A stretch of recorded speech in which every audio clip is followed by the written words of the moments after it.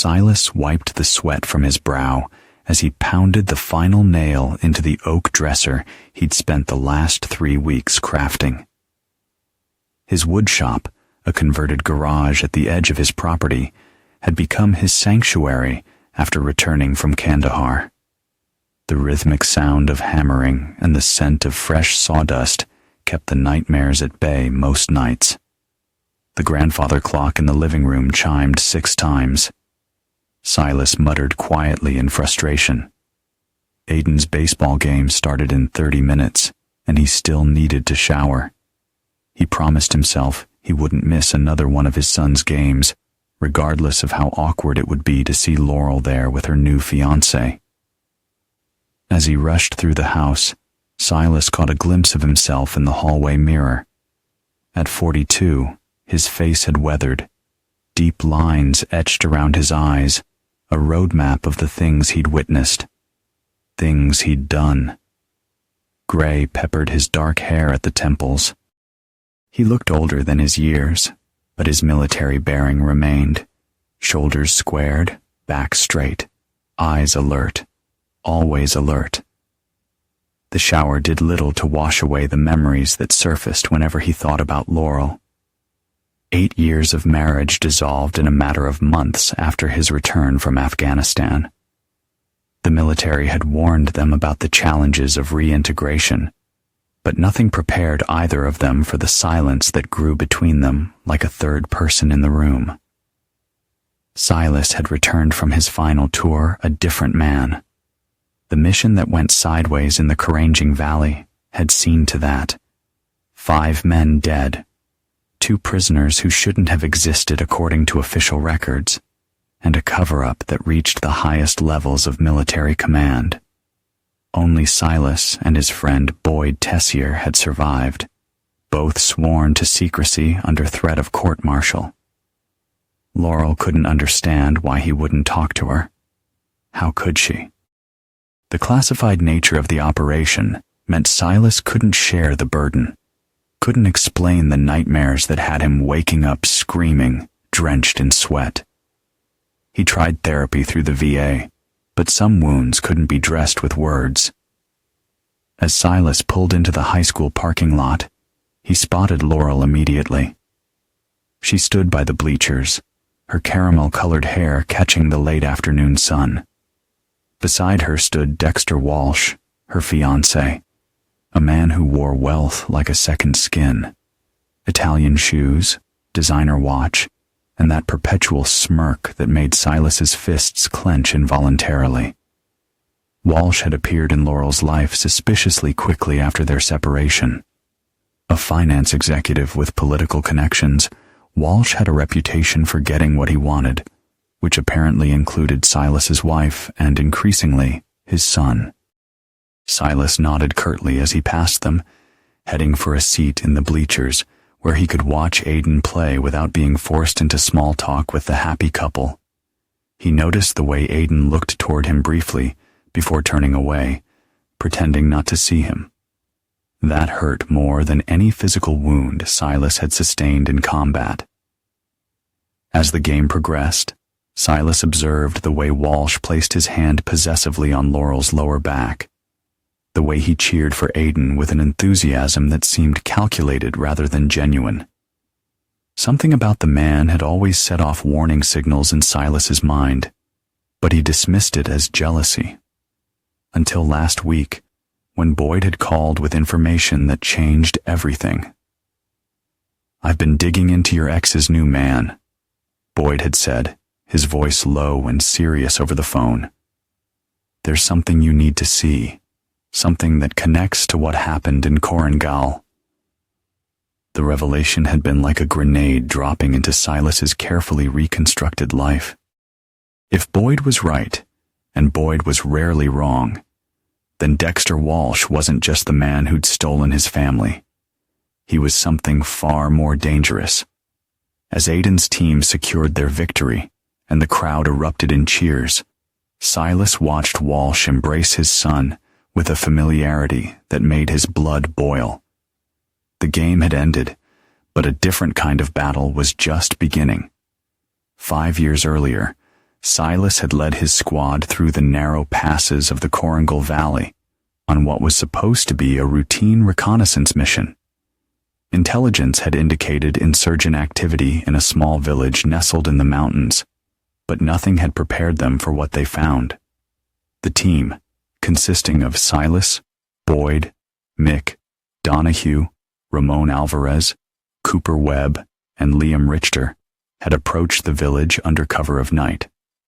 What began as reconnaissance quickly evolved into something else when they discovered not insurgents, but American private military contractors holding 2 Afghan civilians captive.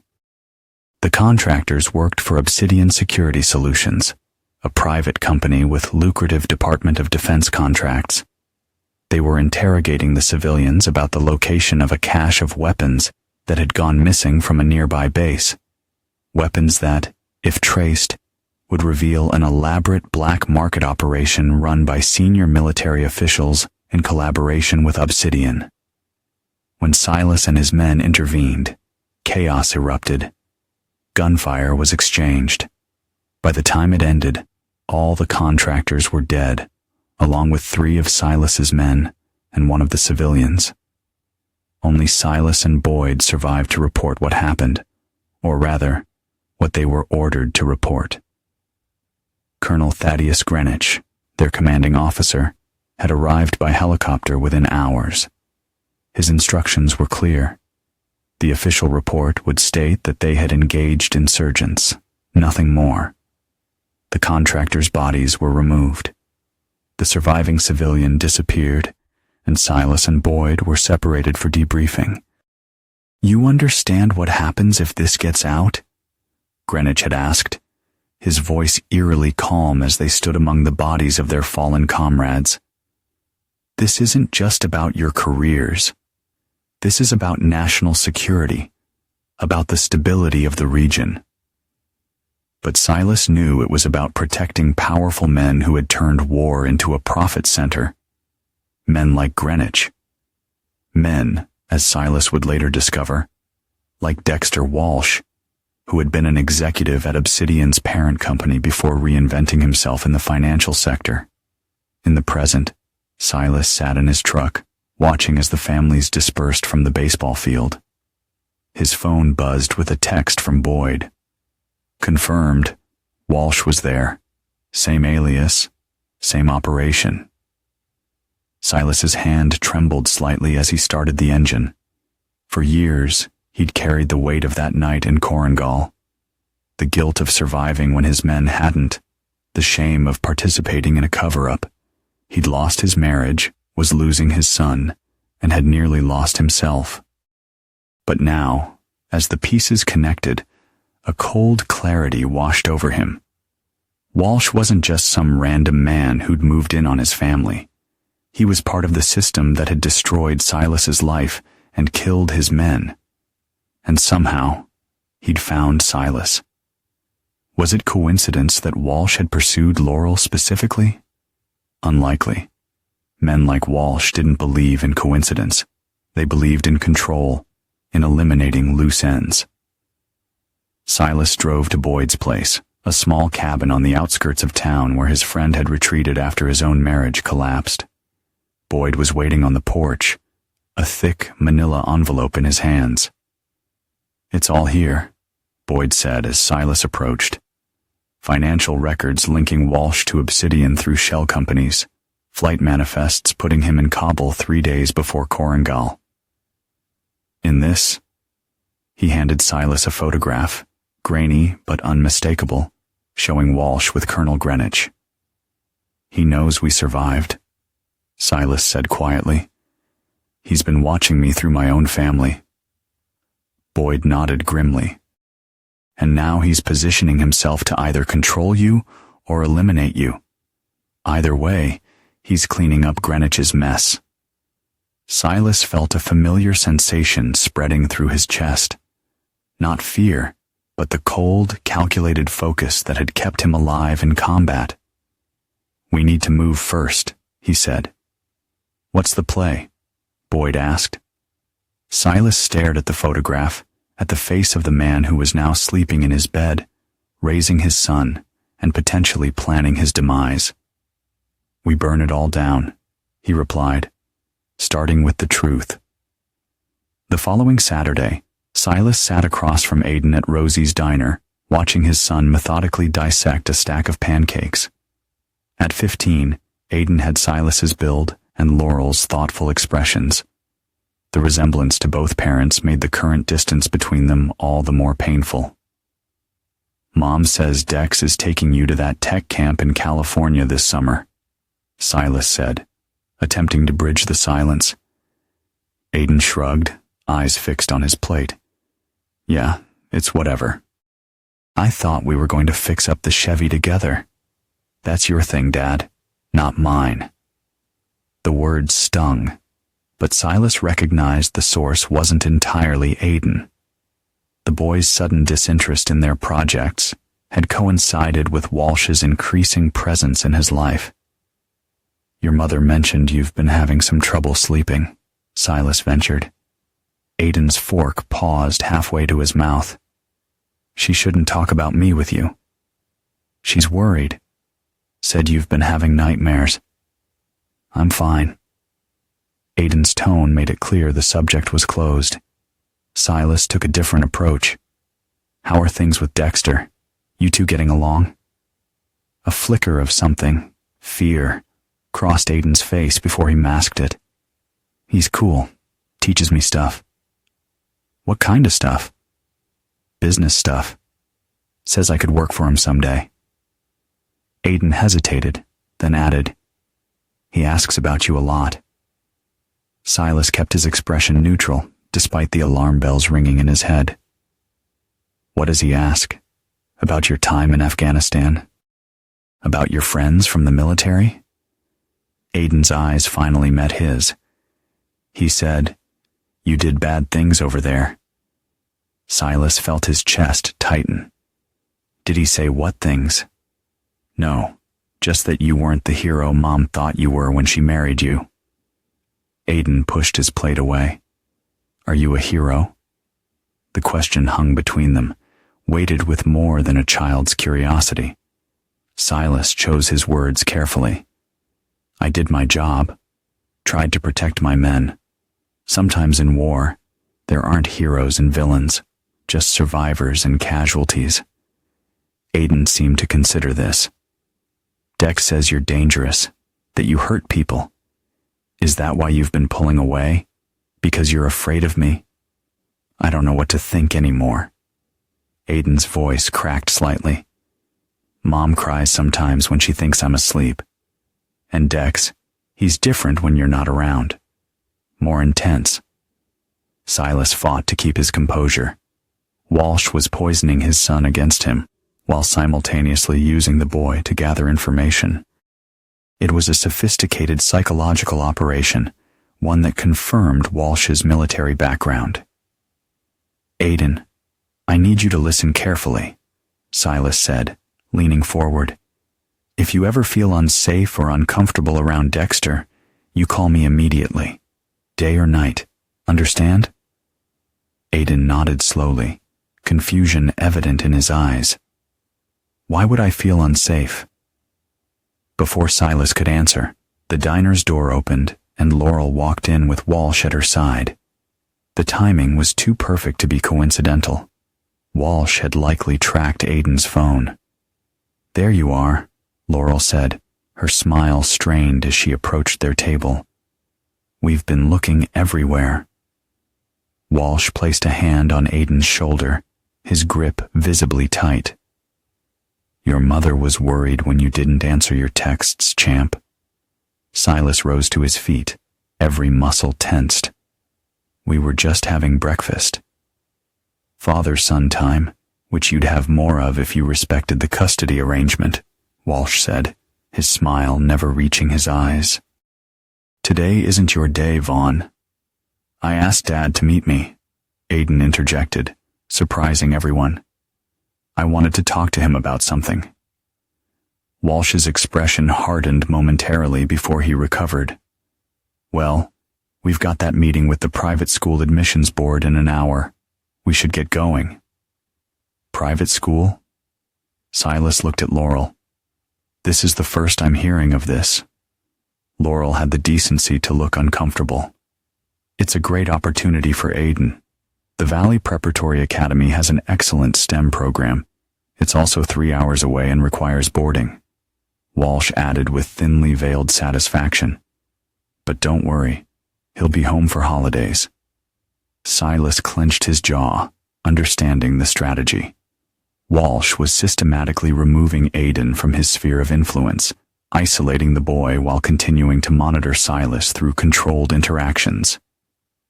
"We need to discuss this," Silas said evenly. "As Aiden's parents." "There's nothing to discuss," Walsh interjected. "The decision has been made."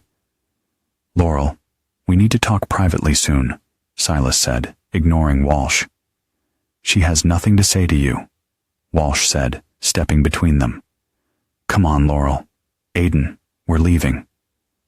As they turned to go, Silas caught Aiden's gaze one last time.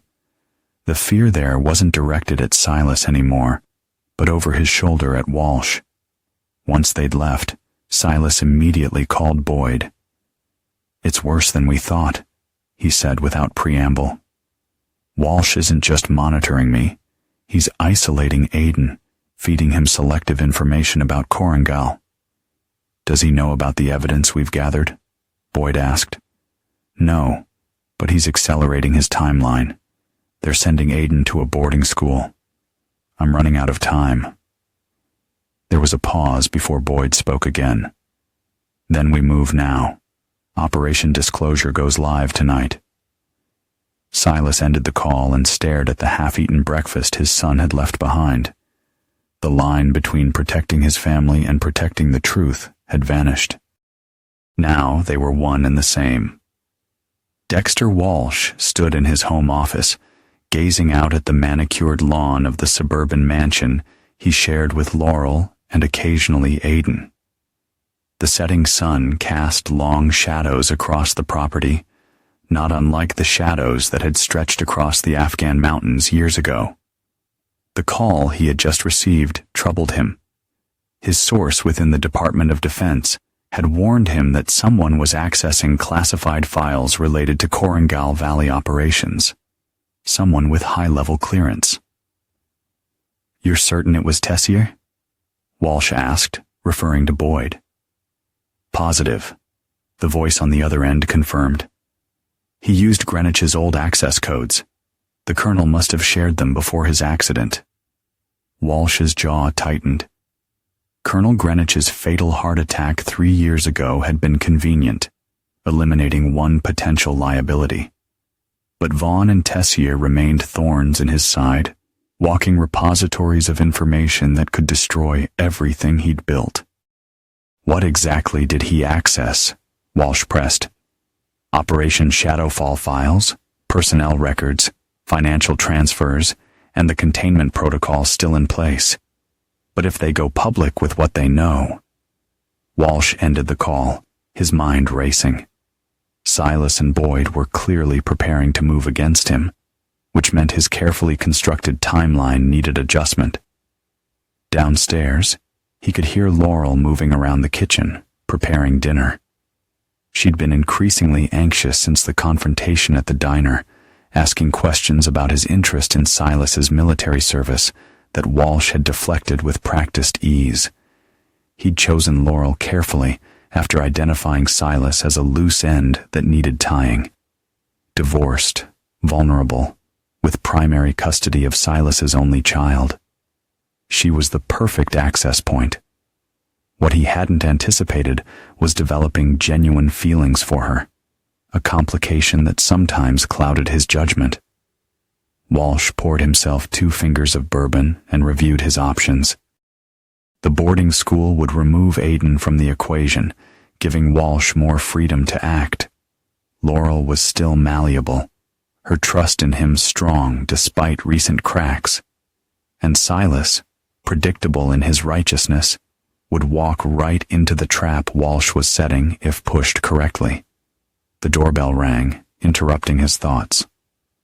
Walsh checked the security camera feed on his phone, and felt a surge of annoyance. Laurel's younger sister, Bryn, stood on the porch, overnight bag in hand. Bryn had never liked Walsh, her suspicion evident from their first meeting. Unlike Laurel, who saw what she wanted to see, Bryn observed with clear eyes and asked uncomfortable questions. She'd been in the military herself, Air Force intelligence, which made her doubly dangerous. "Dex!" Laurel called up the stairs. "Bryn's here." Walsh composed himself before descending.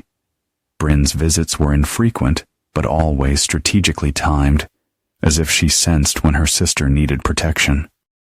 "Bryn," he greeted with a practiced smile. "What a surprise." Bryn hugged her sister before fixing Walsh with a cool stare. "Is it? I told Laurel last week I'd be in town for the veterans event." "Of course," he replied smoothly. "I must have forgotten." Laurel looked between them, sensing the tension. "Bryn's staying the weekend. She wants to see Aiden before he leaves for school." "Where is my favorite nephew anyway?" Bryn asked, setting her bag down. "At a friend's house," Walsh answered before Laurel could. "School project." Bryn's eyes narrowed slightly. "On a Saturday night?" "The sciences wait for no one," Walsh said with a forced chuckle. "Can I get you a drink?" "No thanks. I need to keep my wits about me." The implication hung in the air between them. As Laurel led her sister to the guest room, Walsh returned to his office and made another call. "Move the timeline up," he instructed. "Vaughn's making his move sooner than expected." The voice on the other end hesitated. "The package isn't ready." "Make it ready," Walsh hissed. "I want it done before the championship game next week." The package was an intricate set of falsified documents and testimonies that would link Silas to war crimes in Afghanistan, specifically the execution of unarmed civilians during the Korangal operation. The irony that Walsh himself had ordered those executions was not lost on him. In reality, Silas and his team had interrupted Walsh's operation, jeopardizing a black market weapons pipeline worth millions. When Silas had attempted to report the incident properly, Greenwich had intervened, protecting Walsh and the network of officials profiting from the arrangement. Now, years later, Walsh was positioned to permanently silence the last witnesses while securing his future, both professionally and personally. With Greenwich's political connections, Walsh had his sights set on a federal appointment that would grant him even more power and protection. The only obstacle was Silas Vaughn and his inconvenient moral compass. As night fell, Walsh reviewed the security measures around the house. Cameras, motion sensors, an armed guard disguised as a groundskeeper. If Silas was planning something, he'd be prepared. His phone buzzed with a text from an unknown number. Disclosure imminent. 72 hours. Walsh stared at the message, a rare feeling of unease settling over him. Someone in his network was compromised. He dialed another number. "Sir?" a formal voice answered. "Find the leak," Walsh ordered, "and prepare the contingency plan for the Vaughn situation." "Understood. And Mrs. Walsh?" Walsh glanced toward the hallway where Laurel's laughter mingled with her sister's. "Collateral damage if necessary," he said quietly. "No loose ends this time." The high school baseball field hummed with excitement as families gathered for the championship game. Silas positioned himself strategically near the third baseline. The scene was surreal. Parents chatting about college prospects and summer plans. Unaware of the currents running beneath the surface of this seemingly normal event, Boyd sat several rows behind him, baseball cap pulled low, monitoring the crowd.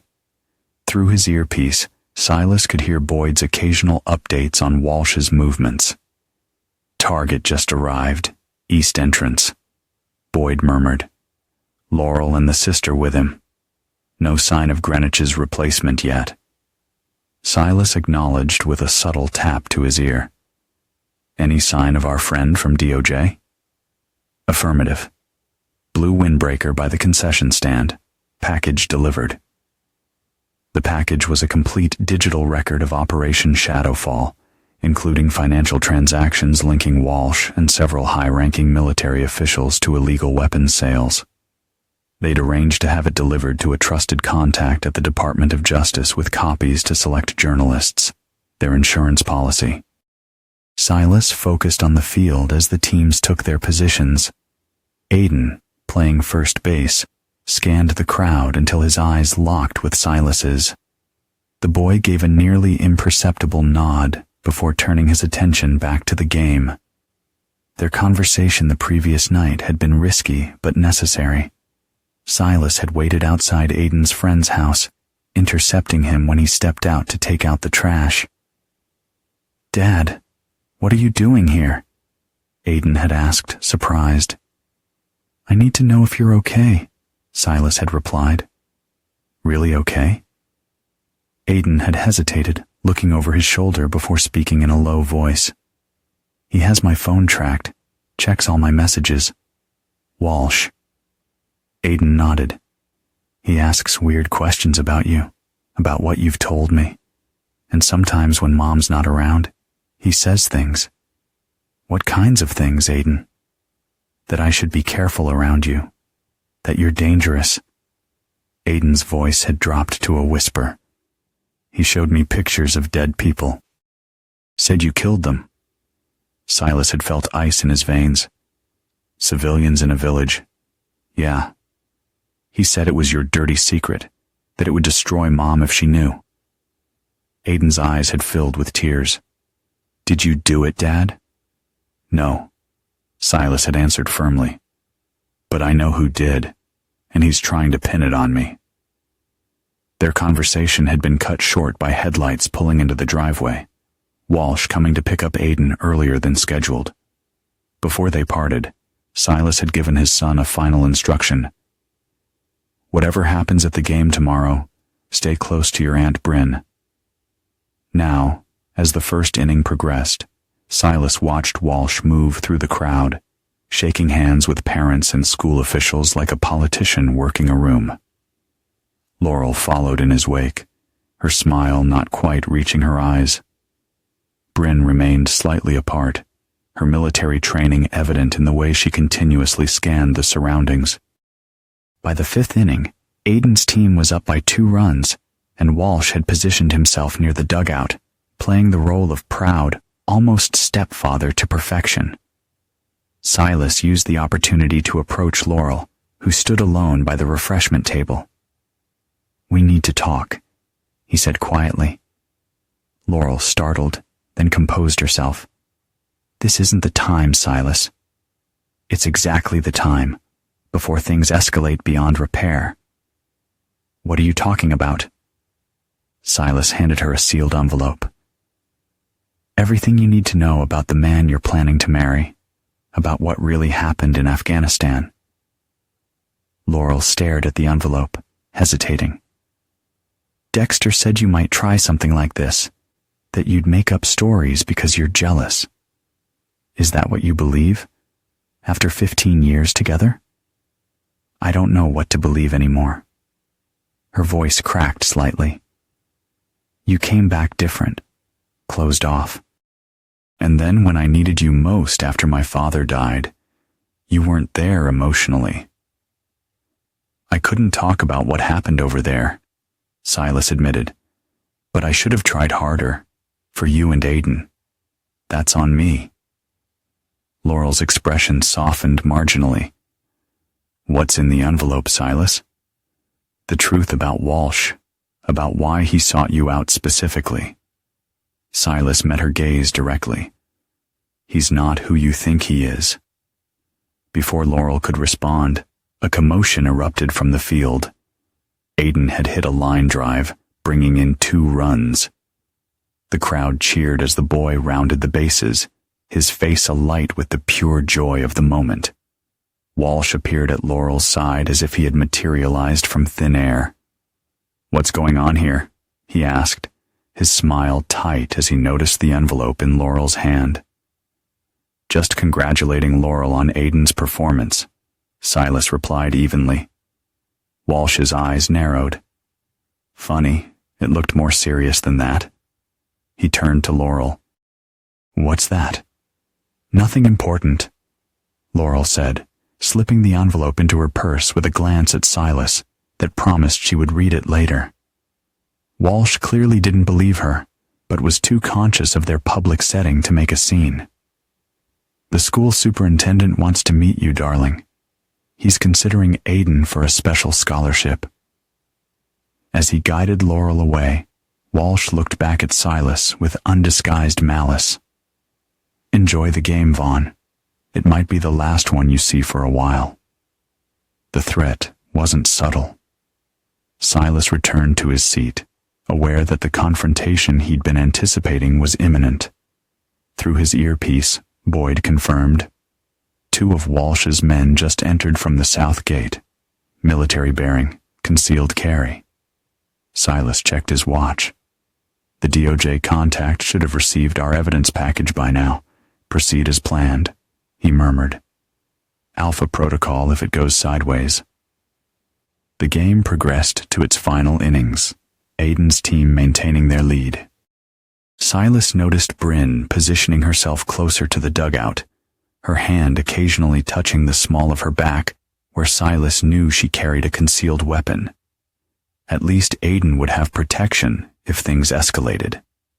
As the final out was called, and Aiden's team erupted in celebration, Silas made his move.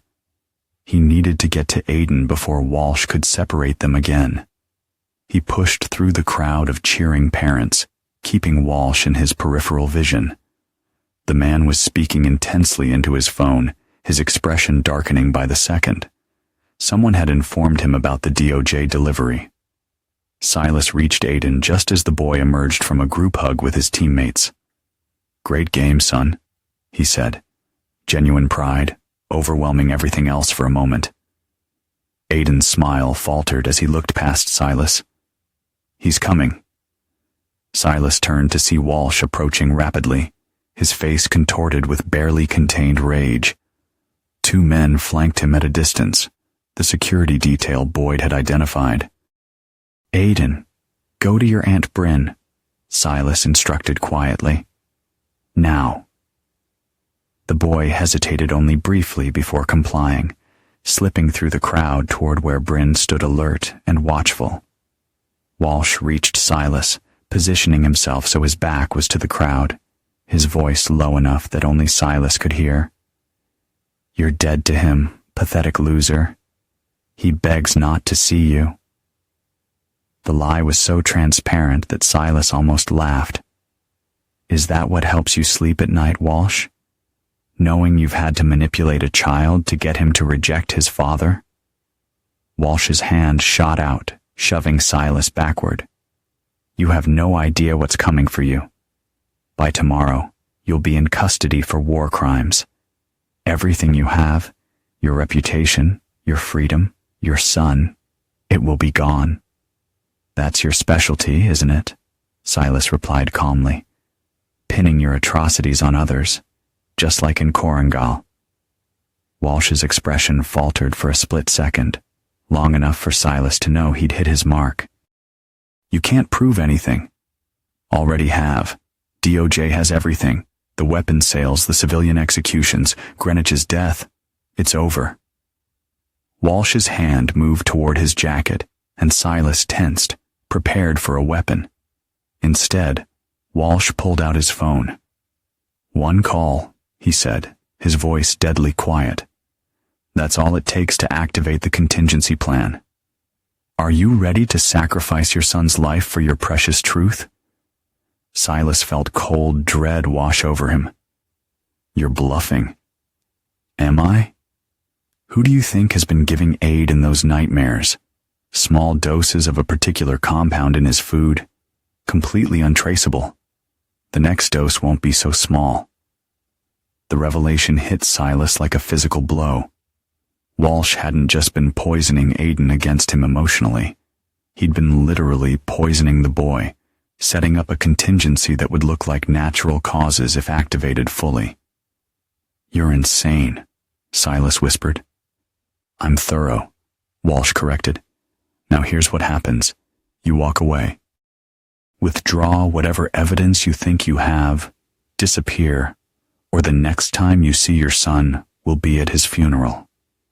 The world seemed to narrow to just the two of them, the celebrating crowd fading into background noise. Silas had anticipated many scenarios, planned for numerous contingencies, but not this. Not a direct threat to Aiden's life that he couldn't protect against once he was gone. "If I walk away," Silas said slowly, "I want your word that Aiden remains untouched." Walsh smiled, victory in his eyes. "Smart choice. You have my word, for whatever you think that's worth." Silas nodded once, then reached for his phone. He made a single call, his eyes never leaving Walsh's. "Stand down," he said when Boyd answered. "Withdraw the package." The coded message would tell Boyd to activate their secondary plan, one that Walsh knew nothing about. As Silas turned to leave, walking away as promised, Walsh called after him, "Don't even think about saying goodbye to the boy. As of this moment, you no longer exist to him." Silas continued walking without looking back, his stride purposeful. To anyone watching, he appeared defeated, a father excluded from his son's moment of triumph. Only Boyd, observing from a distance, recognized the set of Silas's shoulders for what it truly was, not surrender, but a predator's patience before the strike. 30 minutes later, the celebration of Aiden's championship victory continued at Yepes, an Italian restaurant near the high school.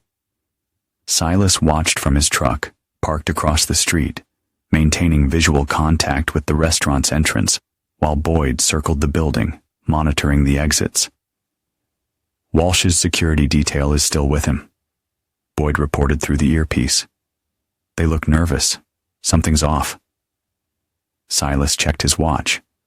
27 minutes had passed since his confrontation with Walsh. "Any sign of our DOJ contact?" "Negative, but I caught chatter on the police scanner. There's a situation developing at the Walsh residence." Silas felt a grim satisfaction. Their contingency plan was in motion.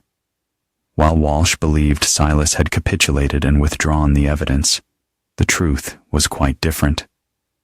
The package delivered to DOJ was only part of the evidence, a decoy designed to draw attention while their real play unfolded. For months, Silas and Boyd had been meticulously building a case, not just against Walsh, but against the entire network of officials involved in the weapons operation. They'd identified a storage facility where Walsh kept physical evidence of his illegal activities, insurance against his co-conspirators. While Walsh was occupied with the championship game, a team of trusted former military colleagues was securing that evidence. "Package secured," came a new voice through the earpiece. Maddox, another survivor from Silas's unit, who'd been transferred before the Korangal disaster. "You were right. It's all here. Documents, hard drives, even weapons with serial numbers matching those from the Kandahar base." Silas allowed himself a moment of relief before focusing on the next phase. "What about the contents of the safe?" "That's where it gets interesting," Maddox replied. "We found medical vials, some kind of compound. Sending photos now." Silas's phone buzzed with incoming images, small glass vials containing a clear liquid labeled with chemical formulas rather than names. He forwarded them immediately to Dr. Eliza Reynolds, a former military physician who had agreed to help them. His phone rang less than a minute later. "It's exactly what I suspected," Eliza said without preamble. "A synthetic neurotoxin developed for covert operations. Small doses cause nightmares, paranoia, cognitive dysfunction. Larger doses simulate natural cardiac arrest. The perfect weapon for making a child appear mentally unstable or for eliminating a problematic ex-husband. Precisely, Silas said.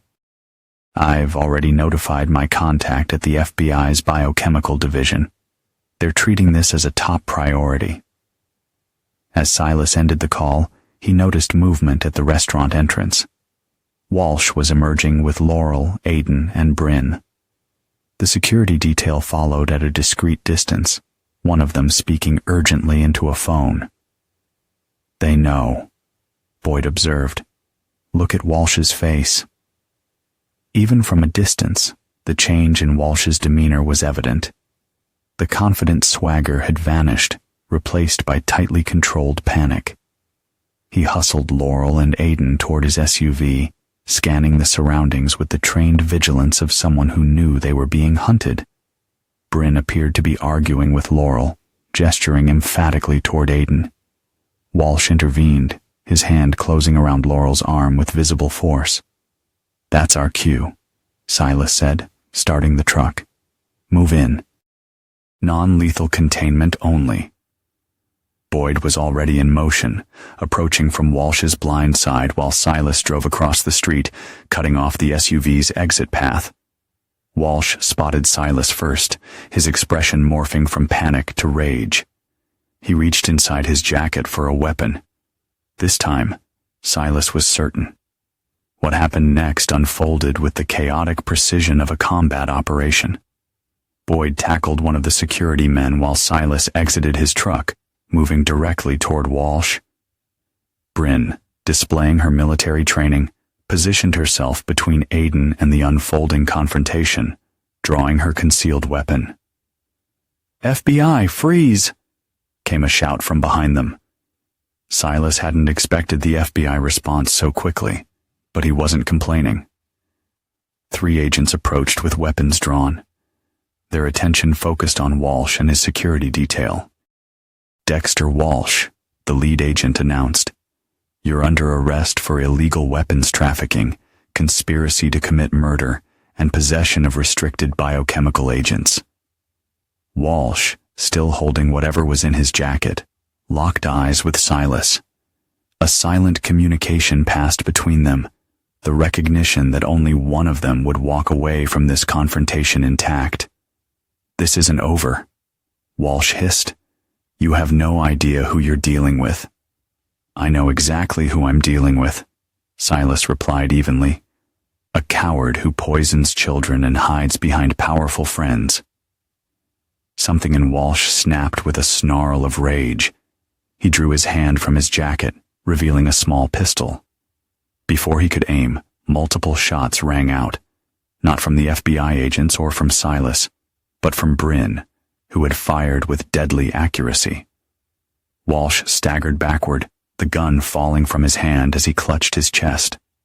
The security detail, seeing their employer fall, immediately surrendered to the FBI agents. In the chaos that followed, Laurel screamed.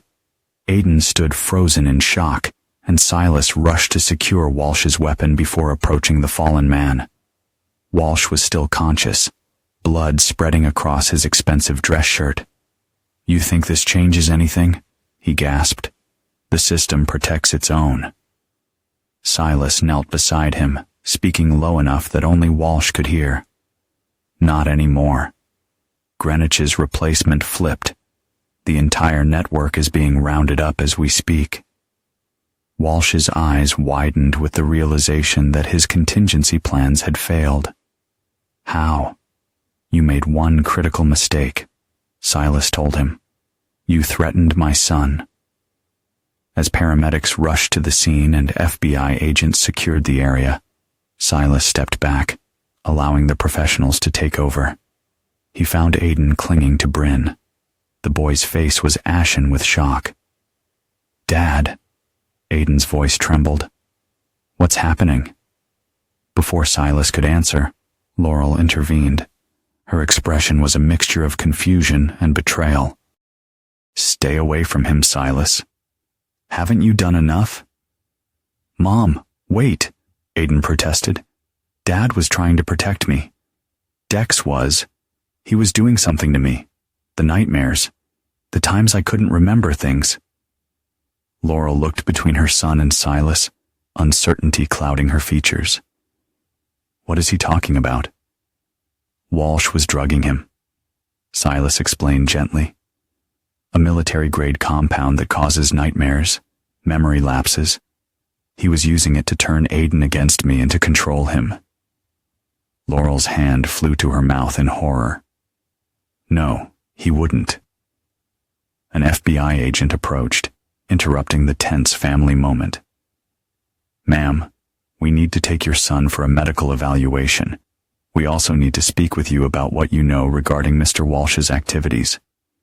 Master Sergeant Vaughn, we need your statement, and we have some questions about the evidence recovered from the storage facility. Silas nodded. I'll be right there. He turned back to Aiden. Stay with your Aunt Bryn. She'll explain everything. As he walked away with the agent, Silas heard Aiden call after him. Dad, wait. Silas paused, looking back at his son. The pictures Dex showed me of the village, Aiden said, his voice small but steady. That wasn't you, was it? No, son, Silas answered truthfully. That wasn't me. As the FBI led him toward their vehicle for questioning, Silas caught a final glimpse of Walsh being loaded into an ambulance. The man's gaze was still fixed on him, with undiminished hatred. 30 minutes after their confrontation at the baseball field, Walsh's carefully constructed world had collapsed completely. But Silas knew the truth, that Walsh didn't. This was only the beginning of his fall. 3 days after the restaurant parking lot shootout, Silas sat in an austere conference room at the FBI field office, surrounded by federal agents, military officials, and Department of Justice prosecutors. For 72 hours, he had provided testimony about Korengal, about Walsh's operation, about the network of corruption that had protected the guilty and punished the innocent. So, Colonel Greenwich's death wasn't natural causes after all, Special Agent Ramona Quinn summarized, reviewing her notes. Walsh as good as admitted it, Silas confirmed. Greenwich knew too much, had become a liability. When Walsh realized Boyd and I were still alive and potentially problematic, he decided to eliminate all witnesses while simultaneously securing his personal future. By marrying your ex-wife, Quinn observed. Cold calculation. Silas nodded grimly. Walsh never did anything without multiple purposes. Marrying Laurel gave him access to Aiden, which gave him leverage over me, and it provided perfect cover for monitoring my activities. The door opened, and a suited man Silas recognized as Deputy Director Morgan of the FBI entered. The room fell silent as he took a seat at the head of the table. Master Sergeant Vaughn, Morgan began, I want to personally thank you for your courage in bringing this evidence forward. The weapons trafficking network you've helped expose represents one of the most significant corruption cases in recent military history. What about my men?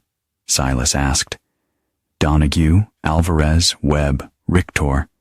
They died trying to stop this operation. Their families were told they died engaging insurgents, not American contractors running an illegal weapons operation. Morgan exchanged glances with a military official before responding. We're working to correct the record. Their families will be notified, and posthumous commendations are being arranged. A small victory, but significant. Silas thought of the widows and children who had lived for years, with an incomplete understanding of their loved ones' sacrifices. And Walsh? Silas asked. Recovering under guard at Mercy Hospital. The chest wound was serious but not fatal. Once stabilized, he'll be transferred to federal custody. Morgan leaned forward. He's already attempting to negotiate, offering names in exchange for leniency. He won't get it, Quinn interjected firmly. The evidence from the storage facility is overwhelming, and the biochemical agents found in your son's system match those recovered from Walsh's safe. The attempted poisoning of a minor alone carries a significant sentence. The phrase, attempted poisoning, sent a chill through Silas. Aiden had been evaluated at the hospital immediately after the incident. Blood tests confirmed the presence of the neurotoxin at low levels. The doctors had assured Silas that with the exposure stopped, Aiden would make a full recovery, but the psychological trauma would take longer to heal. "What about my family's safety?" Silas asked. "Walsh has connections, people who might seek retribution. We've arranged protection for your ex-wife and son," Morgan assured him. "And your sister-in-law, Bryn Ree, correct? She has been cleared of any charges related to the shooting. Self-defense and defense of others, given Walsh drew his weapon first." The meeting continued for another hour, with Silas providing clarification on technical details of the evidence. When it finally concluded, he found Boyd waiting in the hallway, looking exhausted but relieved. "They offered me a deal," Boyd said without preamble. "Full immunity in exchange for testimony against the entire network. You taking it?" "Already signed. You?" Silas nodded. "Same deal. Plus, they're reviewing my discharge status. Might upgrade it to honorable with full benefits." The two men walked in silence to the building's exit, the weight of years beginning to lift from their shoulders. Outside, the late afternoon sun cast long shadows across the parking lot. "What now?" Boyd asked. "I need to see my son," Silas replied. "Really talk to him. No more secrets." Boyd clapped him on the shoulder. "Good luck, brother. Call if you need backup." As Silas drove to the safe house where Laurel and Aiden were staying under FBI protection, he rehearsed what he would say. How he would explain the tangled web of lies and half-truths that had defined their family's existence for years. How could he make a 15-year-old understand the complex moral calculus of war, of loyalty, of survival? The safe house was a modest suburban home with an unmarked police car parked outside. Silas identified himself to the officers, who verified his clearance before allowing him inside. Laurel met him in the foyer, her expression guarded. "Aiden's been asking for you," she said without preamble. "How is he?" Silas asked. "Confused. Angry. The doctors say the drug is clearing his system, but he's having trouble separating what was real from what was induced." She wrapped her arms around herself. "I can't believe I didn't notice. What kind of mother doesn't realize her child is being poisoned?" "Walsh was an expert manipulator," Silas said gently. "He fooled military intelligence, the DoD, even his own colleagues." Laurel's eyes filled with tears. "I brought him into our lives, into Aiden's life, because I was lonely and hurt. And God, Silas, I'm so sorry. This isn't on you," Silas assured her, resisting the urge to comfort her physically. Their relationship had changed too much for that. "Where's Aiden?" "Backyard. Bryn's with him." Silas found his son sitting on a patio swing, Bryn beside him. They were talking quietly, but fell silent when they noticed Silas. "I'll give you two some space," Bryn said, standing. As she passed Silas, she touched his arm briefly, a gesture of solidarity that communicated more than words could. Silas took the seat Bryn had vacated. For a moment, father and son sat in silence, watching the shadows lengthen across the manicured lawn. "The FBI lady said Dex was drugging me," Aiden finally said. "That's why I kept having those dreams about you hurting people." "Yes," Silas confirmed. "He wanted to turn you against me." "Why?" "Because of what happened in Afghanistan," Silas said, taking a deep breath. "Partly, but it goes deeper than that. Walsh was involved in something illegal over there, selling weapons that were supposed to be used by our military. When my team and I stumbled upon his operation, we became a threat. So, the people in the pictures, the dead villagers, were killed on Walsh's orders, not mine. My team tried to stop it. Silas hesitated, then decided Aiden deserved the full truth. We didn't succeed. Most of my men died that night. Only Boyd and I survived. Aiden absorbed this, his expression troubled. Why didn't you tell anyone? Report it? We tried, but Walsh had powerful allies who covered it up. They threatened us with court-martial, prison, or worse. If we didn't stick to the official story, that's why you changed when you came home. Aiden said, understanding dawning. That's why you and Mom started fighting? Silas nodded. I couldn't talk about what happened, not even to your mother. The burden of that secret, it ate away at me and our marriage. And then Dex showed up.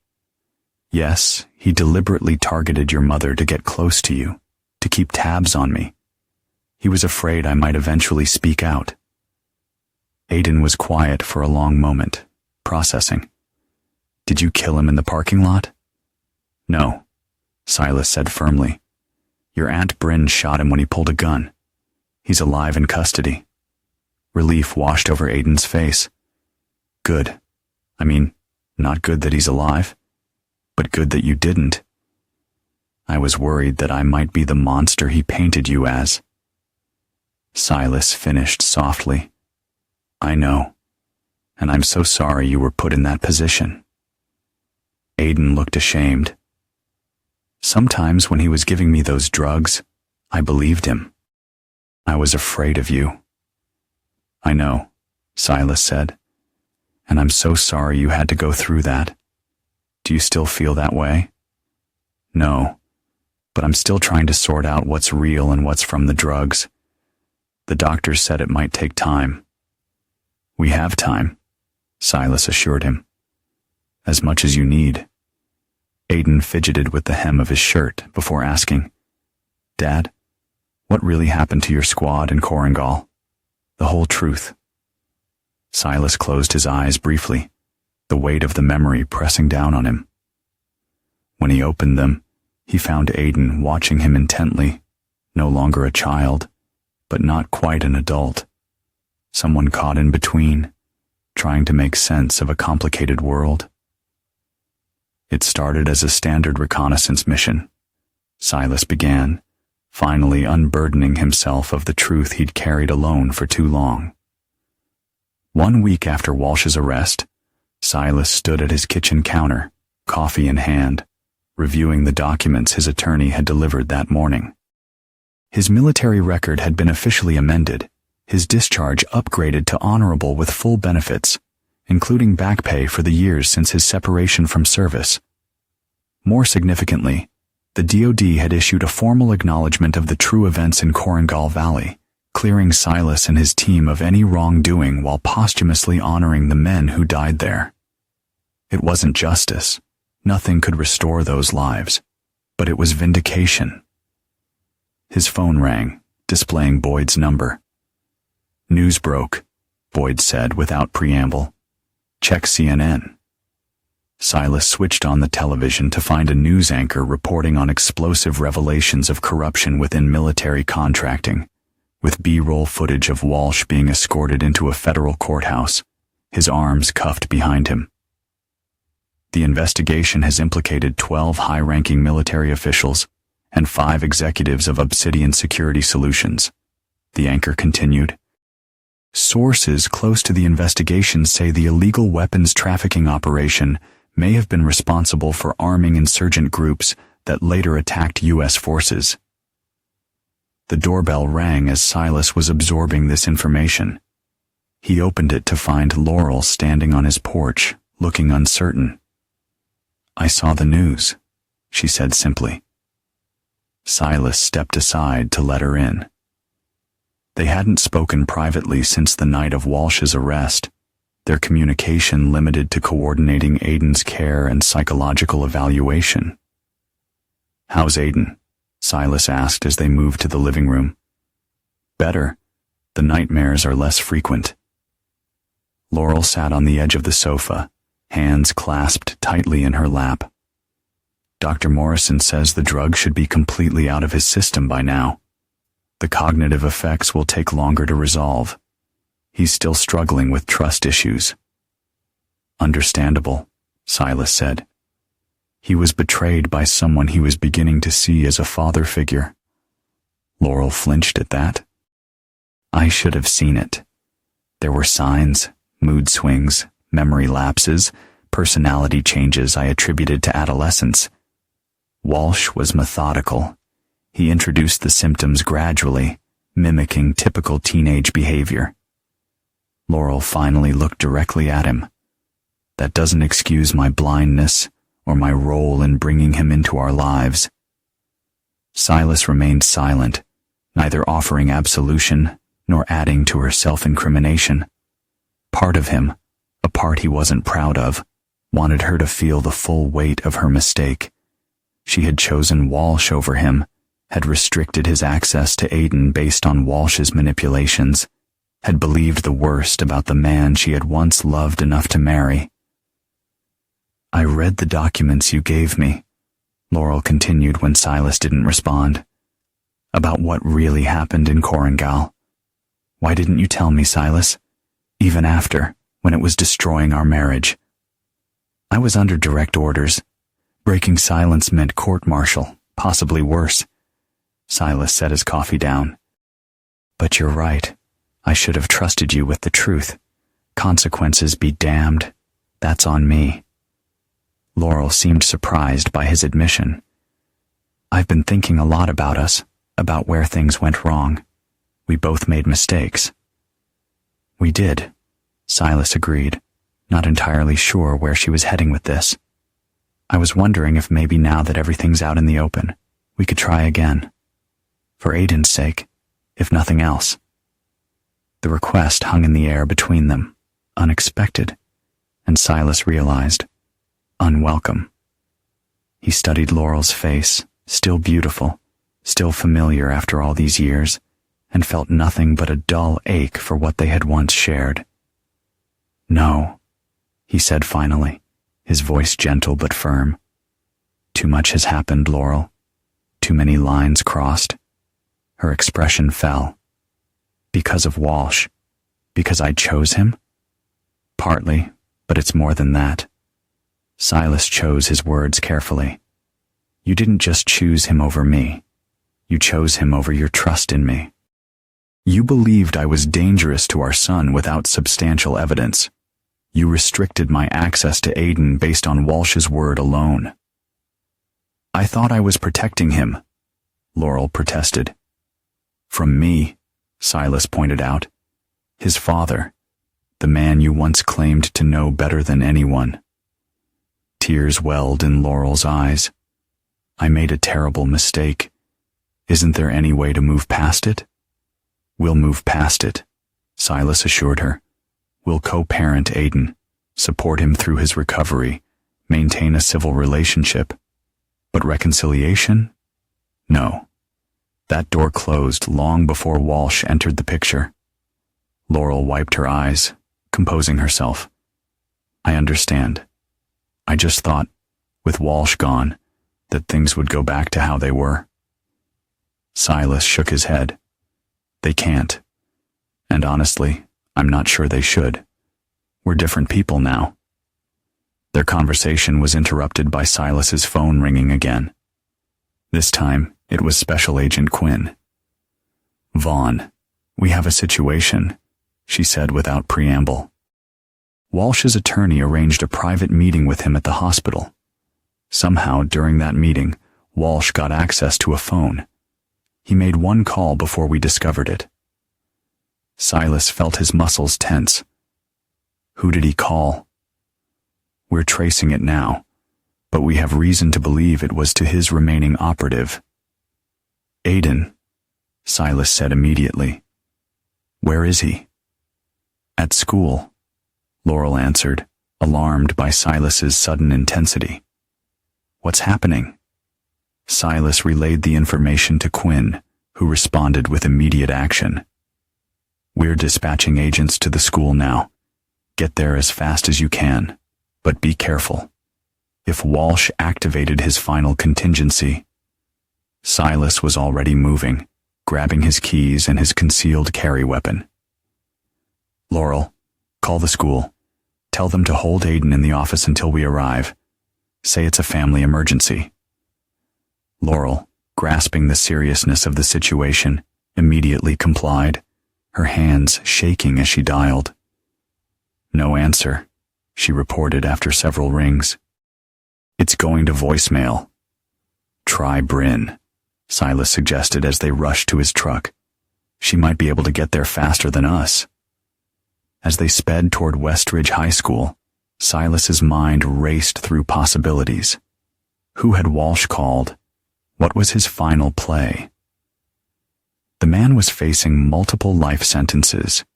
He had nothing to lose and every reason to seek revenge against those who had brought him down. They arrived at the school to find it in lockdown, police vehicles already surrounding the building. An officer stopped them at the perimeter. Federal investigation, Silas explained, showing the temporary credentials Quinn had arranged for him. I need to get inside. Not possible, sir, the officer replied. We have an active threat situation. Someone entered the school with a weapon about 20 minutes ago. Silas's blood ran cold. Did they target a specific student? Aiden Vaughn, sophomore. The officer checked his notes. Can't confirm, but the initial report came from the science wing where sophomore classes are in session this period. Laurel gasped, gripping Silas's arm. Silas, please. Stay here, he instructed firmly. I mean it, Laurel. Let the professionals handle this. He approached the command center that had been established in the parking lot, identifying himself to the incident commander, a veteran SWAT lieutenant named Rodriguez. Quinn briefed me, Rodriguez said. We have a potential hostage situation in room 237, advanced chemistry. One adult male, described as middle-aged professional appearance, gained access by claiming to be a parent. He produced a weapon after entering the classroom. How many students? Silas asked. 20 plus the teacher. No communication from inside yet. We're establishing a negotiation line. Is there confirmation my son is in there? Rodriguez nodded grimly. Class roster confirms Aiden Vaughn is present. We've evacuated the rest of the wing and are working on the remaining buildings. Silas processed this, his military training kicking in. I need to get in there. Absolutely not, Rodriguez replied firmly. This is a law enforcement operation. I understand your concern as a parent, but I'm not asking as a parent, Silas cut in. I'm asking as someone who knows Walsh's tactics. I can help. I can anticipate his moves. Let me assist your negotiator. I can give you insights that could save lives, including my son's. Whoever's in there is connected to a federal investigation involving military-grade weapons and bioweapons. They're likely ex-military or private military contractor with specialized training. And they're there specifically for my son as retribution. Rodriguez hesitated, reassessing Silas. Even if what you're saying is true, putting you in there could escalate the situation, or de-escalate it. Mercer isn't here for a hostage negotiation, Silas countered. He's here for execution, Walsh's final revenge. Before Rodriguez could respond, Quinn arrived, moving briskly toward them. We identified the contact, she announced. Gabriel Mercer, former Obsidian operative who worked directly under Walsh in Afghanistan. He dropped off the grid 3 years ago, resurfaced last month in this area under an alias. Mercer, Silas repeated, the name triggering a memory. Tall, scar across his right cheek. Quinn nodded. You know him? He was there in Korangal, one of the contractors running the interrogation. Silas turned to Rodriguez. I need to go in now. Mercer isn't here for a hostage negotiation. He's here for execution.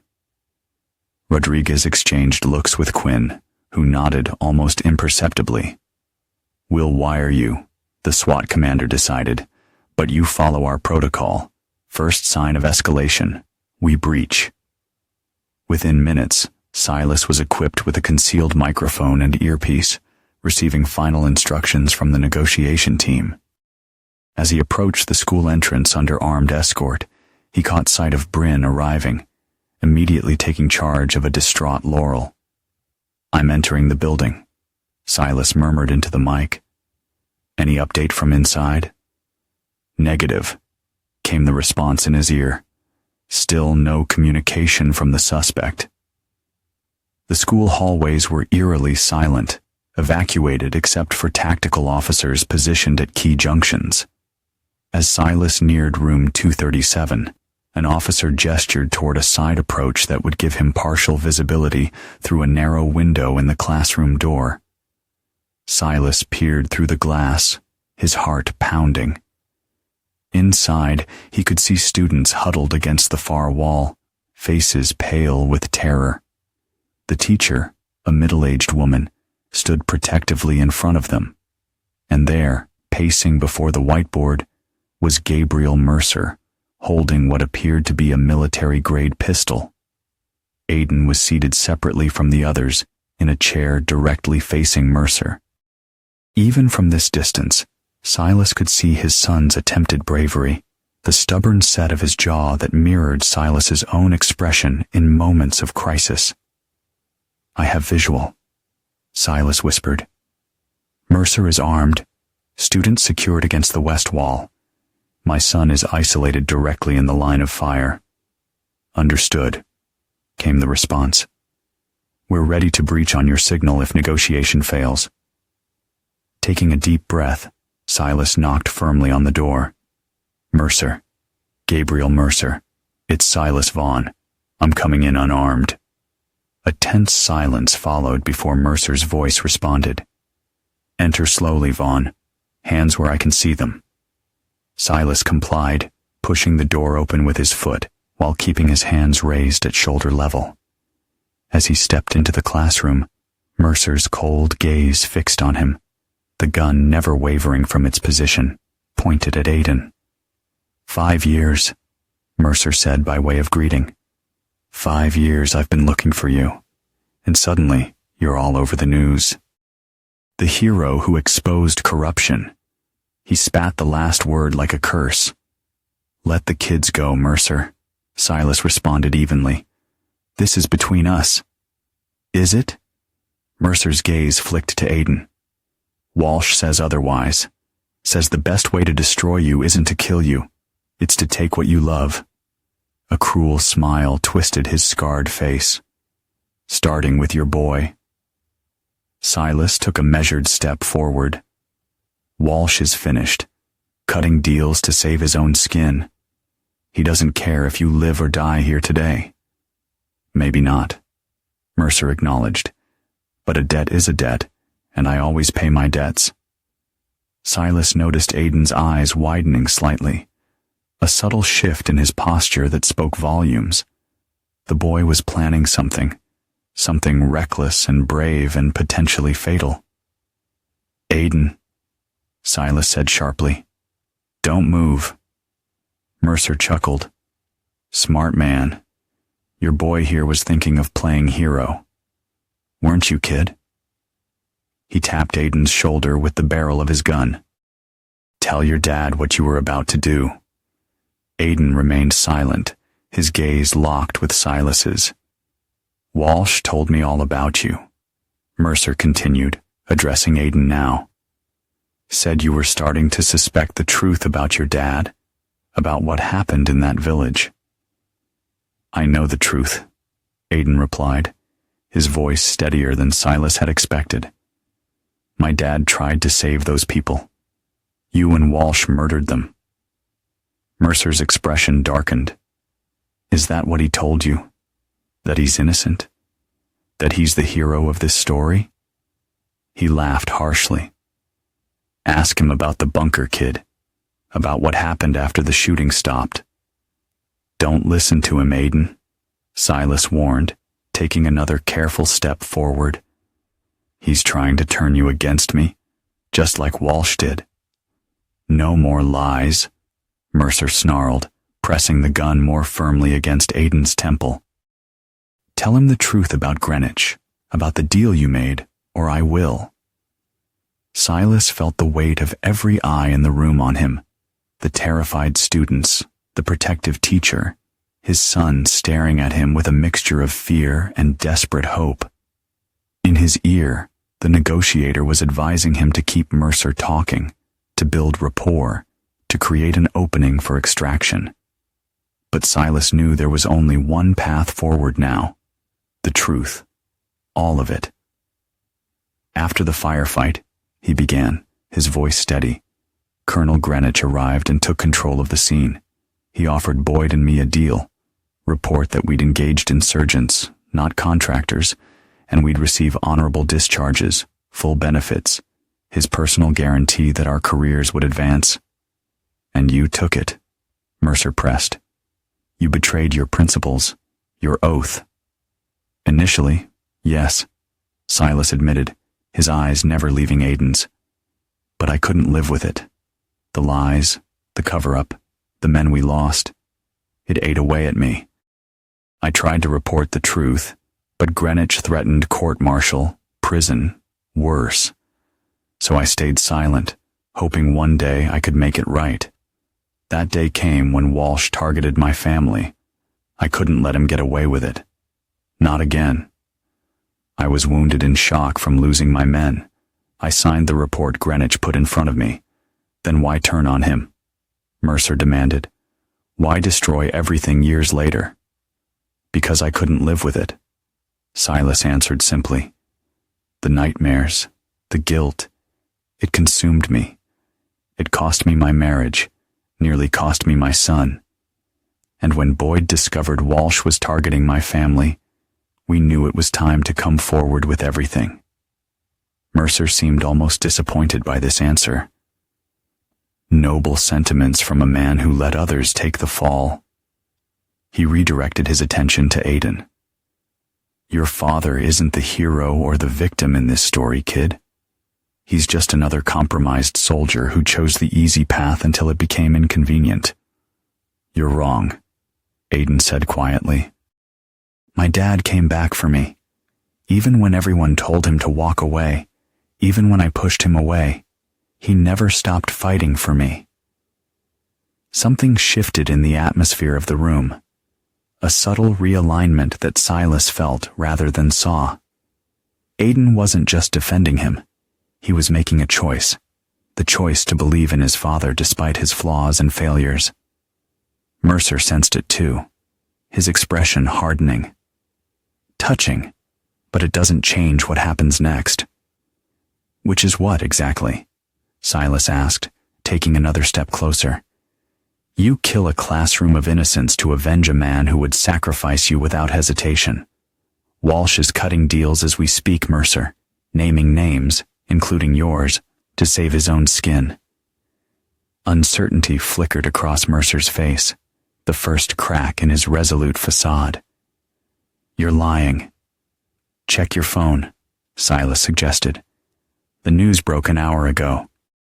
Walsh is testifying against everyone involved in Korengal in exchange for avoiding the death penalty.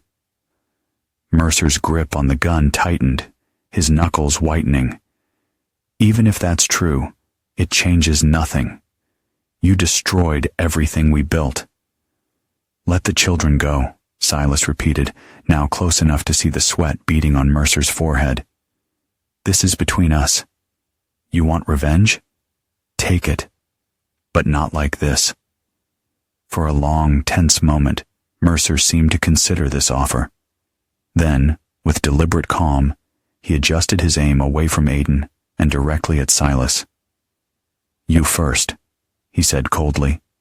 Then the boy. Walsh's orders were specific.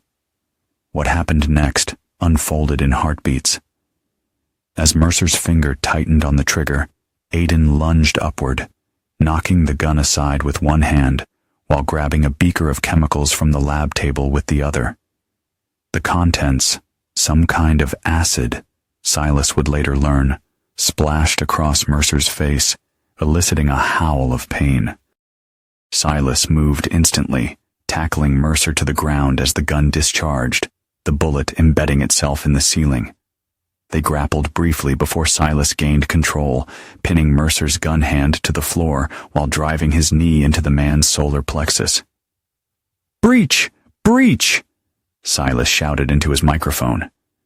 And within seconds, the tactical team flooded the room, securing Mercer and evacuating the students. In the chaos of the extraction, Silas found Aiden, pulling him into a tight embrace. "That was incredibly brave," he said, his voice rough with emotion. "And incredibly reckless."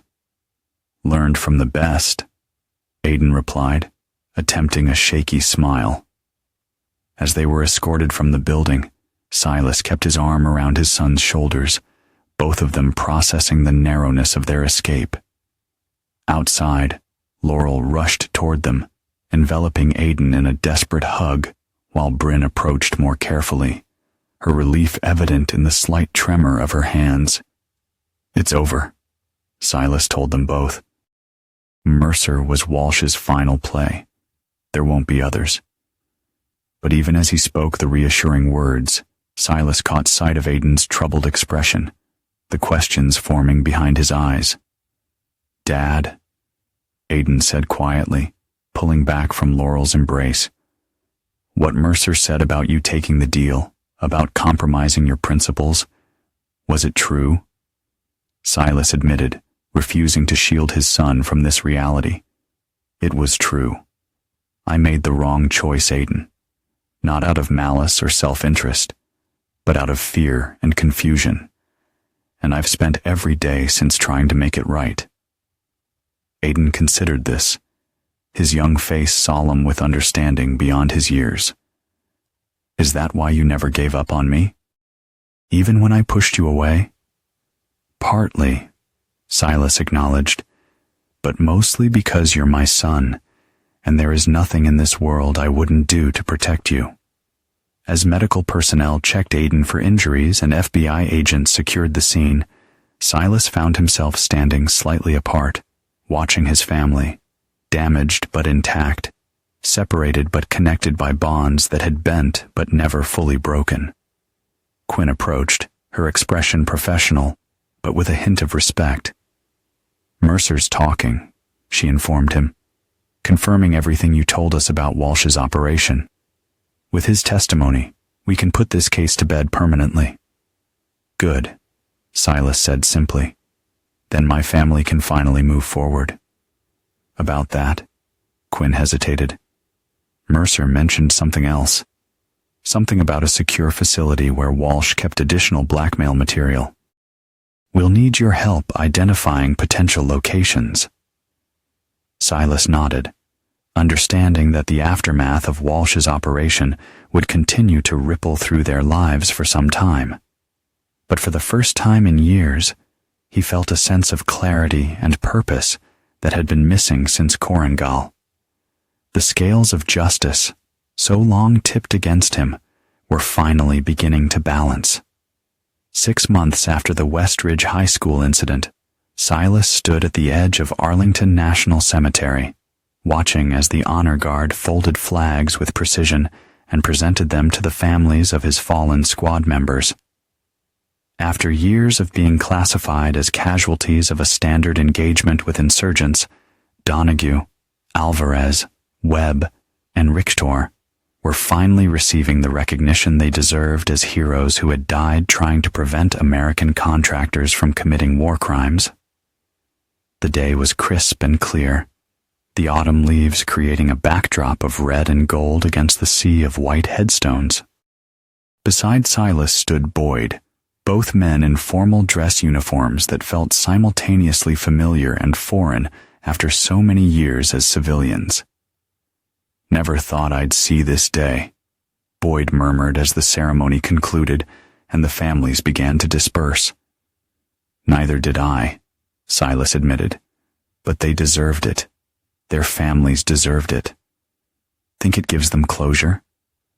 Silas watched as Alvarez's widow embraced their son, now a young man who had grown up without his father.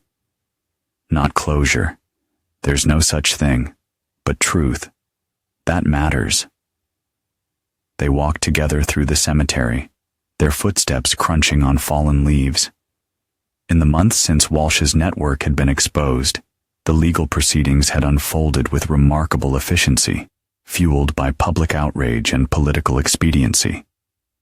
Walsh himself had been sentenced to multiple life terms without possibility of parole, his cooperation doing little to mitigate his punishment once the full extent of his crimes became known. Mercer had received a similar sentence, though his last-minute testimony against remaining members of the network had spared him the isolation of a supermax facility. The higher-ranking military officials implicated in the weapons trafficking operation had faced courts-martial, dishonorable discharges, and in several cases, federal prison sentences.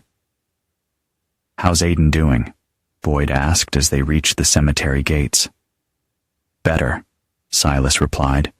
"The therapist says he's processing everything well, all things considered. His grades are back up and he's talking about joining ROTC next year. Following in your footsteps." "God, I hope not," Silas said with a wry smile. "But if that's what he wants, I'll support him. Eyes open this time."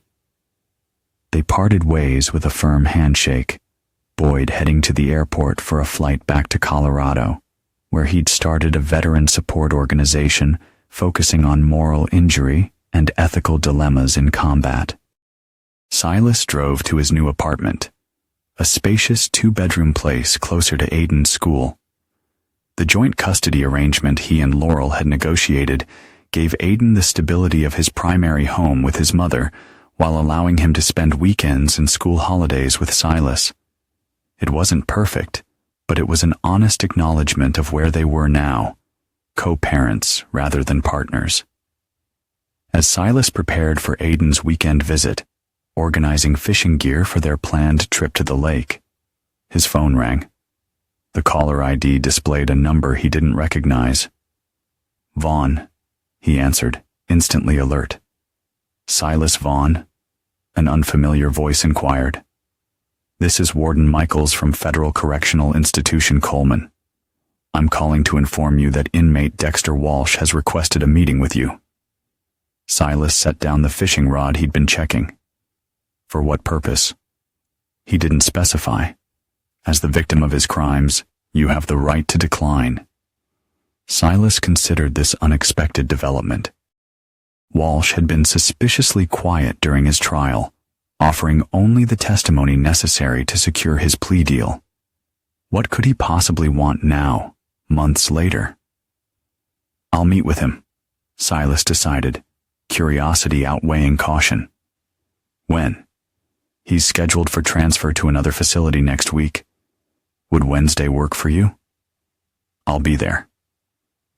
After ending the call, Silas debated whether to inform Laurel or Aiden of this development, ultimately deciding against it. They were all just beginning to move forward. There was no need to reopen wounds that were finally beginning to heal. The following Wednesday, Silas found himself in the visitors area of Coleman, a sprawling federal prison complex in Central Florida. He'd flown down that morning, telling Laurel only that he had business related to the case. When Walsh was escorted in, Silas was struck by the physical transformation. The once impeccably groomed executive appeared diminished, his expensive suits replaced by prison khaki. His confident bearing reduced to the careful movements of a man accustomed to watching his back. They sat across from each other at a small table, a guard positioned within earshot, but far enough away to allow for private conversation. "You came," Walsh observed, his voice raspier than Silas remembered. "I wasn't sure you would." "Curiosity," Silas replied simply. What do you want, Walsh? Walsh studied him with eyes that, despite everything, remained calculating. How's Aiden? The mention of his son's name from Walsh's lips sent a surge of protective anger through Silas. You don't say his name. You don't even think about him. Clear? Walsh held up his hands in a placating gesture. Fair enough. He leaned forward slightly. I asked you here because I've been doing a lot of thinking about Korangal, about everything that followed, about why you did what you did. And? Silas prompted, uninterested in Walsh's jailhouse philosophy. And I realized something interesting. We're not so different, you and I. Walsh's lips curved in a humorless smile. We both made choices based on survival. You took Greenwich's deal to protect yourself and Boyd. I built my operation to ensure I'd never be expendable.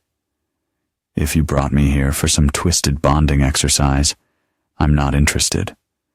No bonding, Walsh assured him. Just clarity. You see, while everyone assumes you finally came forward out of delayed moral courage, I know the truth. You acted only when your family was threatened, when I forced your hand. Silas remained impassive, refusing to give Walsh the satisfaction of a reaction.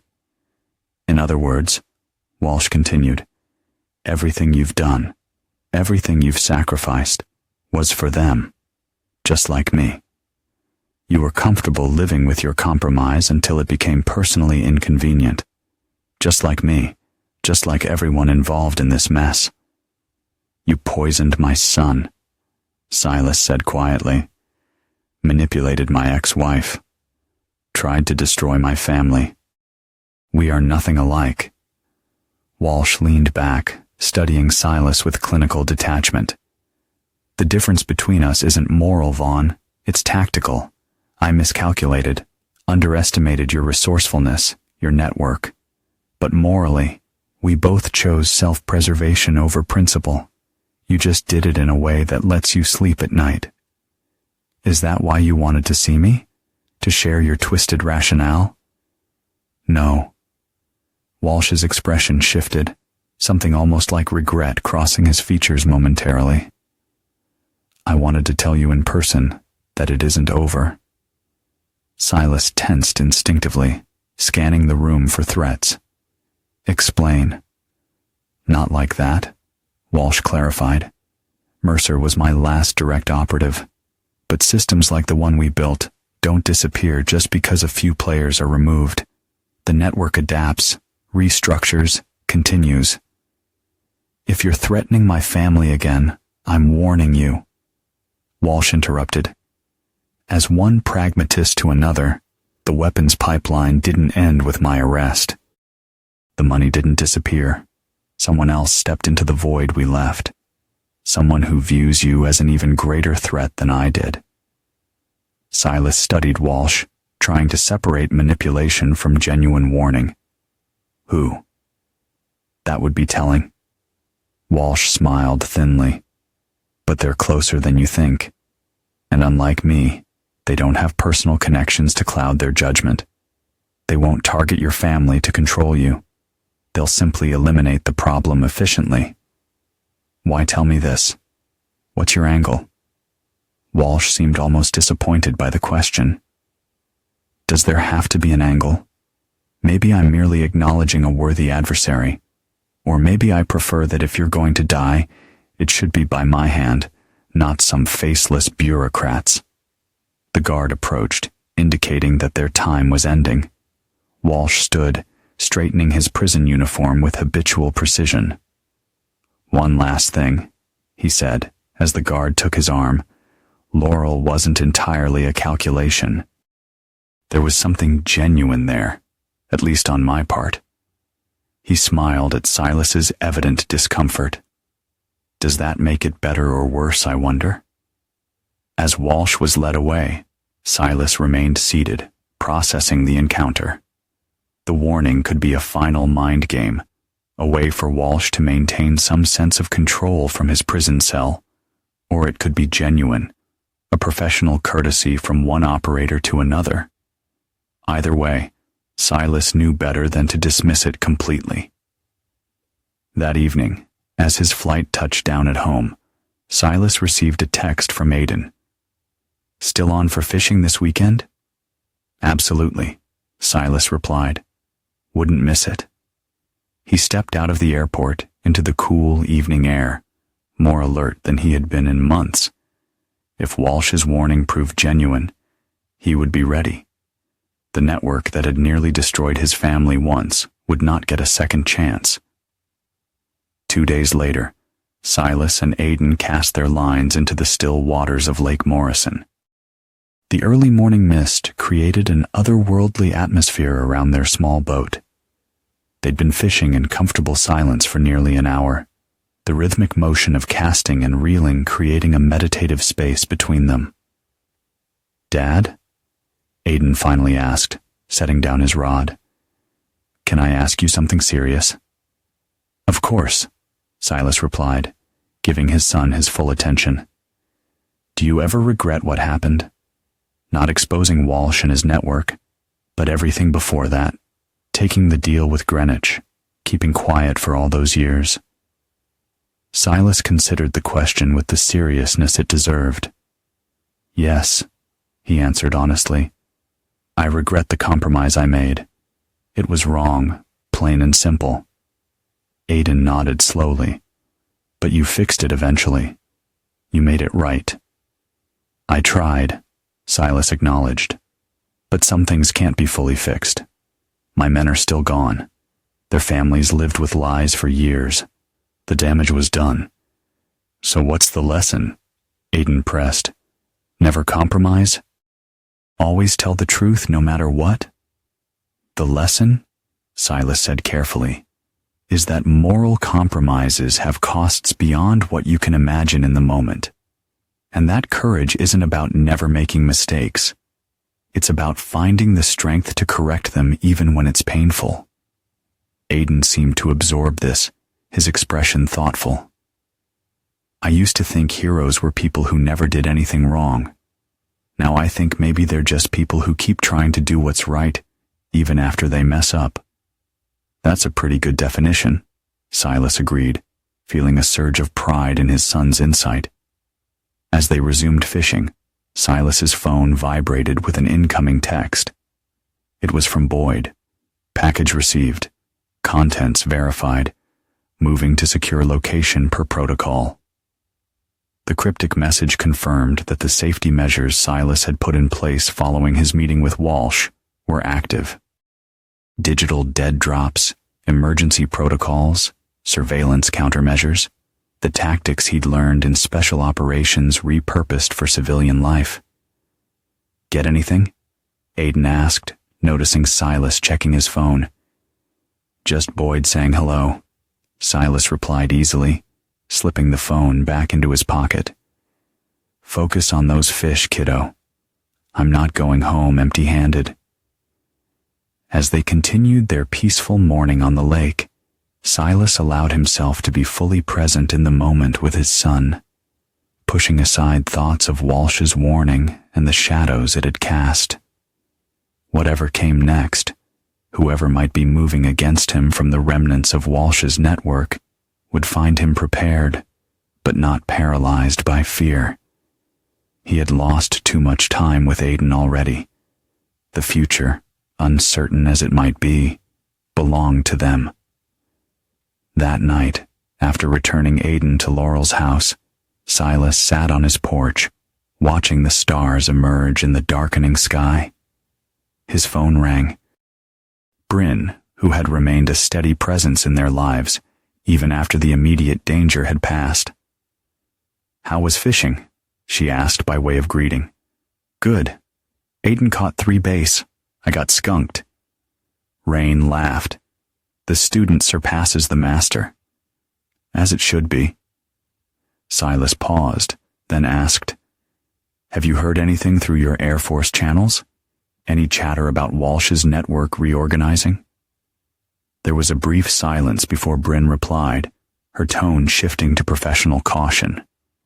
"Nothing specific, but there have been some personnel changes in military intelligence that raised eyebrows.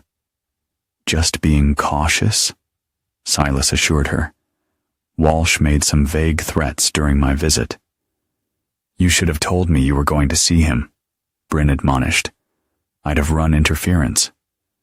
I needed to handle it myself, Silas explained. But I appreciate the concern. After ending the call, Silas performed his nightly security check, a habit from his military days that had taken on new significance in recent months. As he secured the final lock, he noticed a small envelope that had been slipped under his door. With practiced caution, he examined it without touching it directly. No postmark, no visible address, just his name written in block letters. Using gloves and a letter opener, he carefully extracted the contents. A single photograph showed Aiden at school earlier that day, playing baseball during physical education class. On the back, a message in the same block lettering, "Still watching." Silas's jaw tightened as he studied the image. Not Walsh. Then he was securely imprisoned. But someone connected to him, someone fulfilling his final objective of keeping Silas permanently off balance, permanently afraid for his family. For a moment, rage threatened to overwhelm Silas's careful self-control. Then, with deliberate calm, he took the photograph to his home office and placed it in a secure file with other evidence he'd been quietly gathering. Beneath the obvious threat, the messenger had made a critical error. They'd revealed themselves, confirmed their existence beyond Walsh's insinuations, and in doing so, they'd given Silas something concrete to hunt. He picked up his phone and made 3 calls in quick succession to Boyd, to Quinn at the FBI, and finally to Bryn. Each conversation was brief, coded, but clear in its purpose. The network that had survived Walsh's fall would soon discover that they had awakened something far more dangerous than they had anticipated. Not a desperate father defending his family, but a highly trained operative with nothing left to lose and no more moral compromises to make. As Silas finished outlining the plan to Bryn, she asked the question that would have given him pause 6 months earlier. How far are you willing to go this time? Silas looked at the photograph of his son, the implicit threat it represented, and felt a cold clarity settle over him. All the way, he answered simply. No deals, no compromises, not anymore. He ended the call and stepped back onto his porch, looking out at the quiet suburban street where he had rebuilt his life. The shadows beyond the streetlights seemed deeper now, more ominous. But for the first time since Korangal, Silas felt oddly at peace with what lay ahead. The truth had cost him his marriage, nearly cost him his son, and fundamentally changed the man he understood himself to be. But it had also freed him from the burden of silence, from the compromise that had eaten away at his soul for years. Whatever came next, whoever emerged from the shadows to challenge him, would find not the broken soldier who had returned from Afghanistan, but a man who had reconciled with his past and was prepared to protect his future by any means necessary. Silas Vaughn turned off the porch light and stepped back inside, ready for the battle he knew was coming. This time, there would be no surrender, no compromise, no mercy for those who threatened what was his. Only a silent, implacable reckoning.